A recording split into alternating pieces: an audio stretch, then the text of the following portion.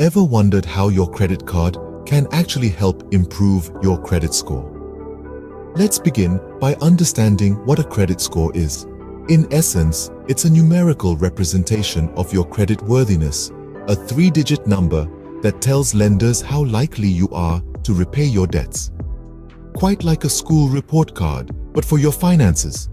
Now, why is this score so important? Well, when you apply for a credit card, a loan, or even a mortgage, lenders examine your credit score to determine your credit risk. A higher credit score often translates into lower interest rates and better terms. Think of it as a financial passport, opening doors to better borrowing opportunities. Remember, your credit score is not set in stone. It's dynamic, changing as your financial behaviors change. A credit card, if used wisely, can be a powerful tool in shaping your credit score positively. Now that we know what a credit score is and why it's important, let's delve into how your credit card can help improve it. So, how does a credit card fit into the picture of building a credit score? Well, let's dive into that. The relationship between a credit card and a credit score is, in fact, a symbiotic one. Credit cards can be a double-edged sword, but when wielded responsibly, they can significantly contribute to building a robust credit score. Now, you might be wondering, how does this actually work? Simply put, each time you use your credit card, you're essentially borrowing money from your credit card provider. This borrowing and repayment process is reported to credit bureaus who use this data to calculate your credit score. The key here is responsible usage. This means using your card regularly, but ensuring that you're not maxing it out. A good rule of thumb is to keep your credit utilization, that is, the percentage of your credit limit that you use, under 30%. This signals to lenders that you're not overly reliant on credit, and you know how to manage your finances effectively. Paying your credit card bill in full each month is another integral part of this process. It's not just about avoiding interest charges, though that is a definite perk. Regular, full payments indicate that you're a reliable borrower. They show that you can handle credit responsibly, and this is exactly what lenders want to see. Remember, late or missed payments can lead to a drop in your credit score, so it's crucial to ensure that you're paying your bills on time. Setting up automatic payments can be a great way to ensure you never miss a due date.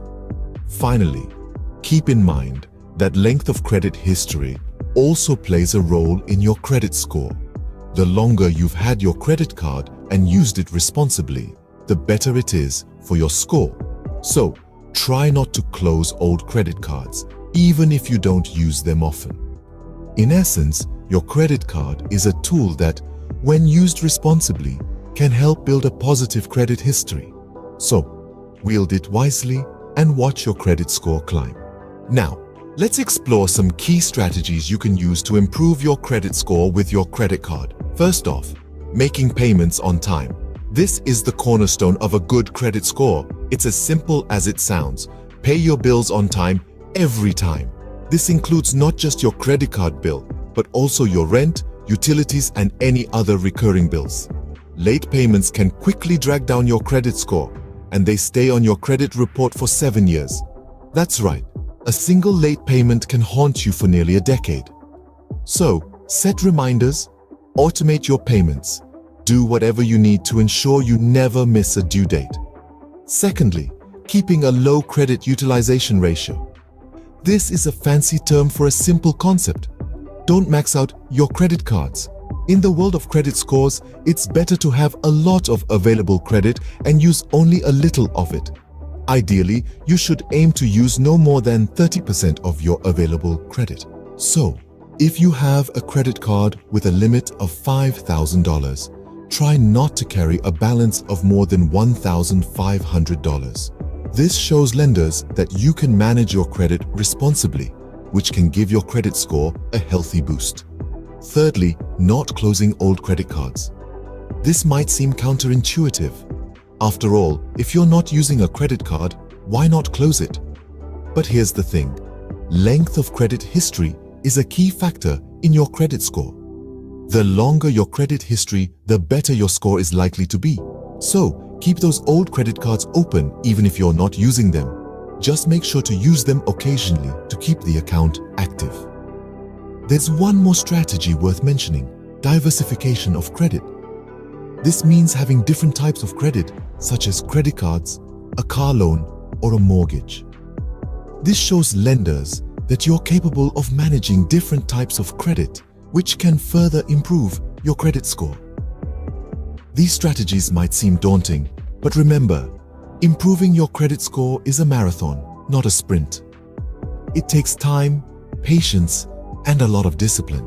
But with each on-time payment, with each wise credit decision, you're not just improving your credit score. You're also building a solid financial foundation for your future. You're proving to lenders and to yourself that you can handle credit responsibly. Remember, each of these strategies requires discipline and consistency, but the payoff, a higher credit score, can be well worth the effort. While there are strategies to boost your credit score, there are also pitfalls you should avoid. Now, let's delve into some of these common pitfalls, which, if not sidestepped, can lead to a dip in your credit score. First off, we have late payments. It's akin to a thorn in your credit score's side. You see, your payment history constitutes a significant portion of your credit score. So, when you make a payment past the due date, it's not just a simple slip-up. It's a red flag to lenders who may question your ability to manage debt responsibly. Late payments can stay on your credit report for as long as 7 years. That's quite the shadow to cast over your financial reputation, isn't it? Next up, we have high credit utilization. Picture this: you're given a credit limit of $1,000. Now, it might be tempting to max out that limit, but resist the urge. High credit utilization, which is the ratio of your credit card balance to your credit limit, can negatively impact your credit score. It's advised to keep your credit utilization below 30%.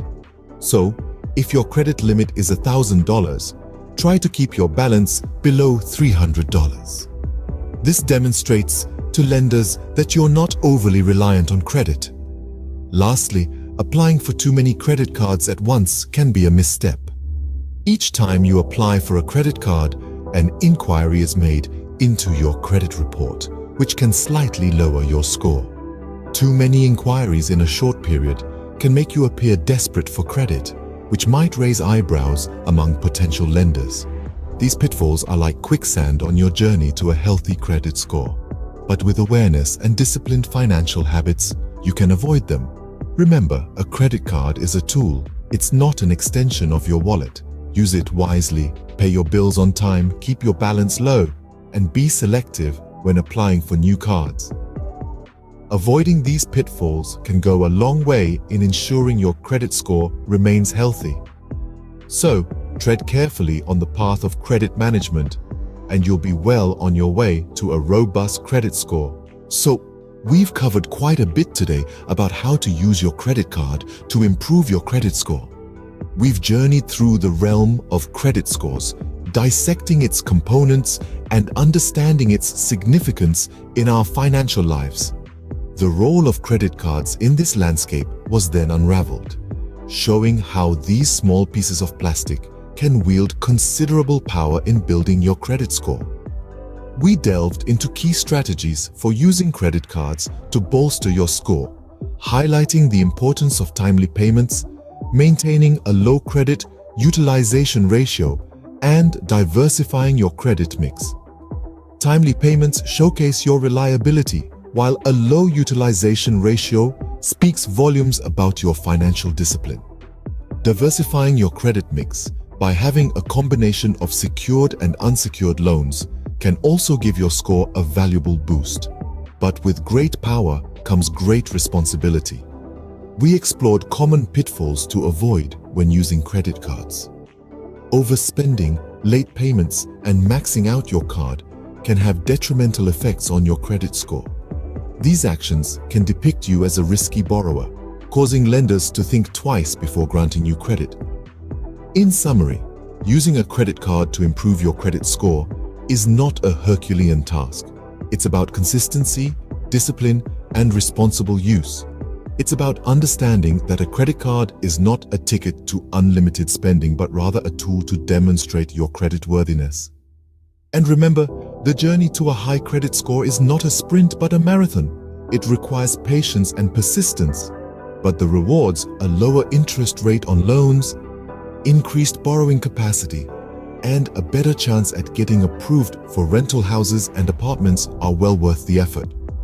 By following these guidelines, you can use your credit card as a tool to build a strong credit score. Thank you for watching, and remember, your credit score is in your hands.